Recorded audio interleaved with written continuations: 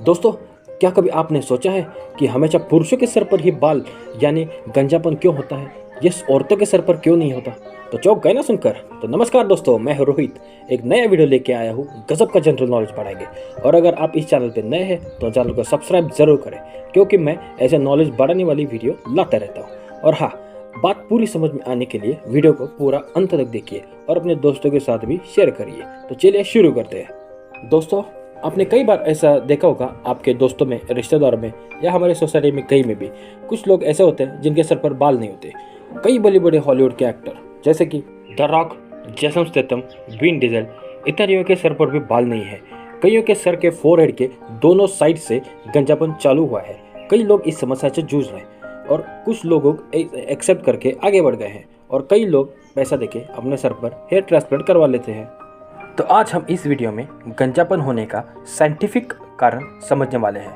तो हमेशा की तरह बेसिक से स्टार्ट करते हैं। तो हमारा जब बर्थ होता है और हम लड़का होंगे या लड़के होंगे, ये हमारे क्रोमोसोम्स यानी गुणसूत्र के डिपेंड रहता है। ह्यूमन बॉडी में क्रोमोसोम्स के टोटल 23 पेयर्स होते हैं।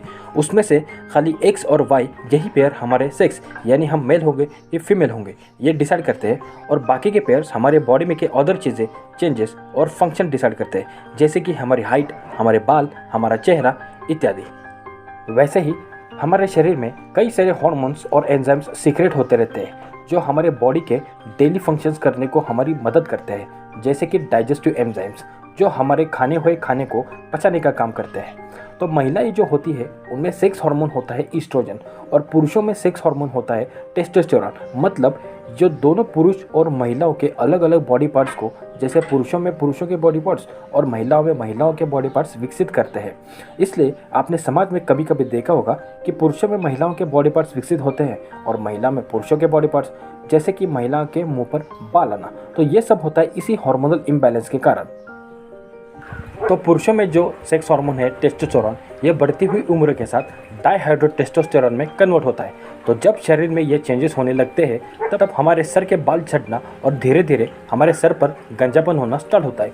तो ये डाइहाइड्रोटेस्टोस्टेरोन के प्रमाण पर डिपेंड रहता है कि हमको कितना गंजापन होगा।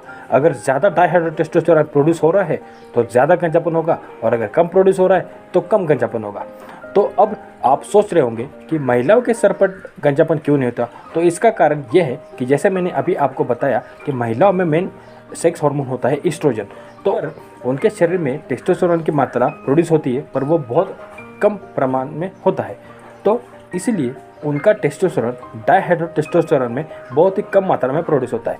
इसलिए उनके बाल ज़्यादा से ज़्यादा झड़ सकते हैं, पर उसी जगह नए बाल आते हैं तो हमें इसका ज़्यादा एक्सपीरियंस नहीं होता कि उनको गंजापन आ रहा है। और गंजापन होने का सबसे इम्पोर्टेंट कारण ये भी है कि हमें आनुवंशिकता यानी जेनेटिकल, मतलब अगर आपके पेरेंट्स को ये प्रॉब्लम था तो आप में भी ये प्रॉब्लम्स आ सकती है, क्योंकि हमें जो जेनेटिक इन्फॉर्मेशन ट्रांसफ़र होती है वो हमारे पेरेंट्स से ही होती है। ये था इस टॉपिक का पूरा एनालिसिस।